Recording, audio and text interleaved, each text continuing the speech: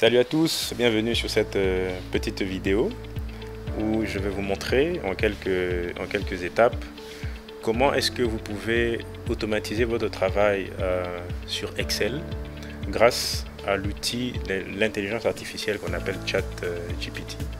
Pour ceux qui ne connaissent pas ChatGPT, c'est un chatbox. En fait, c'est un réseau de neurones algorithmiques qui vous permet en fait d'avoir une discussion avec la machine.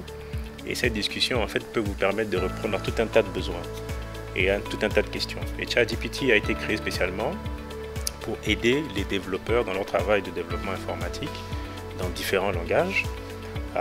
Mais en dehors de ça, la base de données a tout un tas de questions en fait différentes que ChatGPT est capable de pouvoir répondre.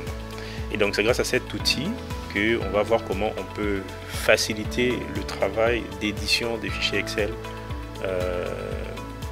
voilà, sur Excel, je voulais dire.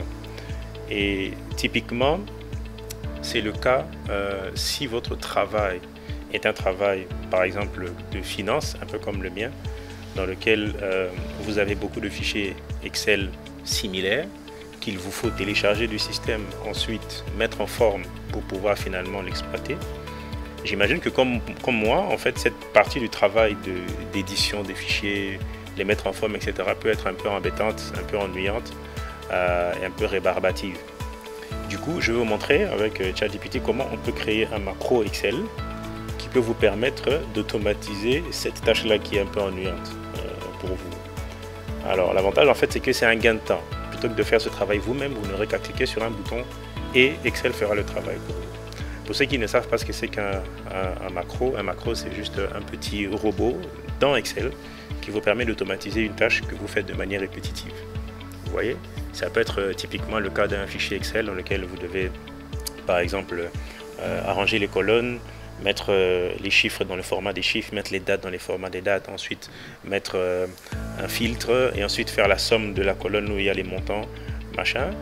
Ce genre de travail qui est rébarbatif, eh bien, avec un macro, il peut faire tout ça pour vous, de sorte que lorsque vous allez télécharger votre fichier, admettons que ce soit par exemple un grand livre de comptabilité, vous téléchargez votre grand livre, vous cliquez sur votre macro, Excel lui-même, grâce à ce macro, va faire toute la mise en forme et vous donner le format qu'il vous faut avec les colonnes déjà arrangées, les totaux déjà placés aux bons endroits, et le reste du travail ne sera que d'analyse et d'interprétation des chiffres. Alors, pour ne pas perdre trop de temps, allons-y sur mon écran et je vous montre comment cela se fait. Alors là, je vous montre mon écran en deux temps. D'un côté, j'ai mon fichier Excel qui est brut, avec toutes les informations telles que venues du système. Là, en fait, c'est un fichier de vente. C'est un fichier qui contient toutes les ventes qui ont été faites par Amazon en termes de vêtements vendus. Et c'est quelque part en Inde, en fait. Là, ce sont là, vous voyez qu'on a les statuts, on a les catégories de produits, on a les tailles, les quantités, etc., ainsi que les montants.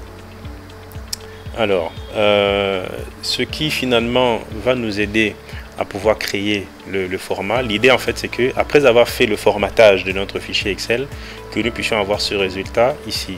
Vous voyez que notre tableau est beaucoup plus propre, il est beaucoup plus présentable. Et là j'ai les totals de toutes les transactions. C'est là ce que ça me fait dans la currency ici, Indian Rupees. J'ai 28 811 en termes de total. Et voilà comment mon fichier passe de ce format brut à ce format un peu plus intéressant. Du coup, je peux faire ça de façon manuelle et pour pouvoir le faire, bon, typiquement ce que je fais, c'est que je sélectionne toute ma plage et grâce à mon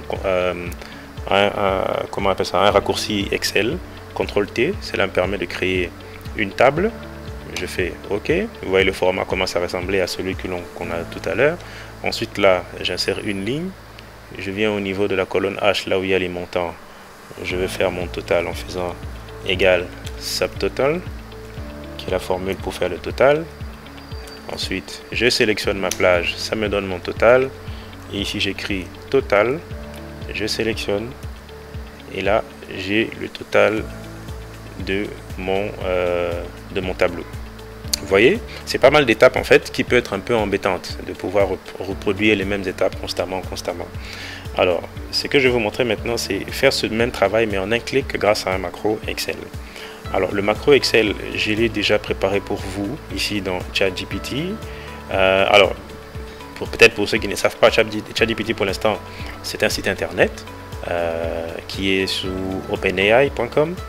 Et dans ce site internet, en fait, vous avez un prompteur, c'est cet espace où vous allez taper votre requête à l'intention de la machine, de sorte que la machine, une fois que vous tapez Enter, elle va répondre à la question que vous lui avez posée.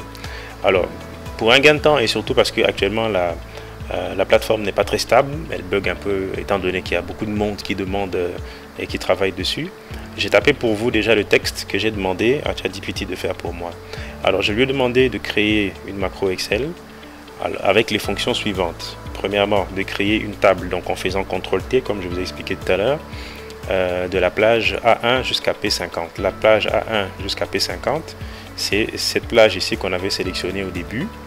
Vous vous rappelez, toute la plage de notre texte, de notre tableau plutôt.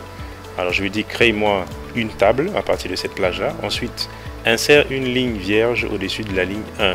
C'est ce qu'on avait fait, si vous vous rappelez bien ici, en insérant cette ligne là.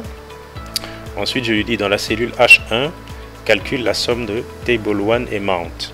C'est-à-dire que ici dans la cellule H1, vous voyez que nous sommes dans la cellule H1, je lui ai demandé de faire cette somme ici. Subtotal table amount. Table amount en fait c'est la colonne qui contient tous mes montants. Donc je lui demande en fait de faire ce calcul dans la cellule H1. Ensuite, la requête qui suit en fait c'est de lui demander d'écrire le mot total dans la cellule G1. La cellule G1 c'est celle-ci, G1. Je lui demande d'écrire total. Et enfin je lui dis écoute, sélectionne la plage G1 H1 et mets ça en gras. Ça veut dire sélectionner cette plage là et venir mettre en gras. C'est exactement la même procédure que je viens de faire manuellement, mais que je demande cette fois à l'intelligence artificielle de faire pour moi ça en créant un macro. Et voici finalement la réponse qu'il m'a donnée. Ça c'était déjà la réponse que la machine m'a déjà donnée tout à l'heure. J'ai préféré la garder à l'écran pour éviter que cela ne puisse bugger. Alors la machine vous dit voici le code de VBA. VBA c'est Virtual Basics, peut-être pour ceux qui ne savent pas, pour créer une macro Excel. Bon, après il y a toujours ce débat entre est-ce qu'on dit une macro ou un macro. Bon, moi j'ai l'habitude de dire un macro, mais bon. Pour créer une macro Excel qui fait ce que vous voulez. Du coup, il vous donne tout le code. Malheureusement, pour des questions sûrement liées à la connexion Internet, cette partie du code n'apparaît pas dans ce tableau. Normalement, c'est dans ce genre de tableau qu'il renseigne le code que vous allez à copier. Une fois de plus, peut-être je ne l'ai pas dit au début, mais vous n'avez pas besoin de connaître quoi que ce soit comme notion de codage informatique pour utiliser cette méthode, bien pour utiliser ChatGPT. ChatGPT fait tout pour vous et il vous explique même comment fonctionne le code qu'il a généré pour vous et comment vous allez l'utiliser en réalité. Vous voyez? Et donc il vous donne tout le code. Cette partie ici, comme je disais, en principe devrait apparaître à l'intérieur de ce tableau noir. Et si vous lisez les étapes, par exemple vous ne savez pas lire le code, mais de manière générale, vous pouvez voir que ici, tout ce qui commence par un apostrophe, c'est un commentaire. Ça veut dire que ça ne sera pas compilé par le langage de programmation.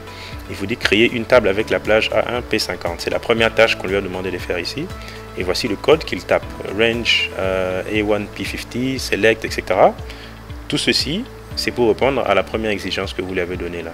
Deuxième chose, insérer une ligne vierge dans la ligne 1. Voici le code qu'il a rédigé pour vous, etc., etc. Et donc, tout ce que vous avez à faire, c'est de cliquer sur le petit bouton là pour copier votre code et le ramener dans votre fichier Excel. Alors, je sélectionne là, je tape le code pour copier.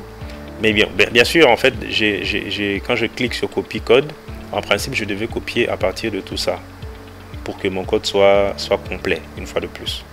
Alors, une fois que je sélectionne ça, je viens dans mon fichier tel qu'il était brut. Pas le fichier déjà mis en forme, mais le fichier brut qui est là. Et une fois dans ce fichier, qu'est-ce que nous allons faire? Eh bien, nous allons ouvrir le Microsoft Visual Basics for Application, c'est-à-dire c'est la console sur laquelle on tape du code VBA dans Excel. Alors, je sais que ça peut paraître barbare pour certaines personnes qui ne savent pas comment ça fonctionne, mais c'est plutôt simple. tout ce que vous avez à faire, c'est de faire la commande sur votre clavier Alt F11. Une fois que vous faites Alt F11, cela va vous ouvrir cette fenêtre qui est là. Et c'est une fenêtre dans laquelle vous êtes censé taper votre code, de VBA. Alors, c'est maintenant, une fois qu'il vous génère cette page, en principe, cette fenêtre apparaîtra vide. D'accord? Elle va apparaître vide, de cette façon ici. Alors, vous n'aurez qu'à venir copier votre code tel que je vous l'ai montré ici, en cliquant sur copier.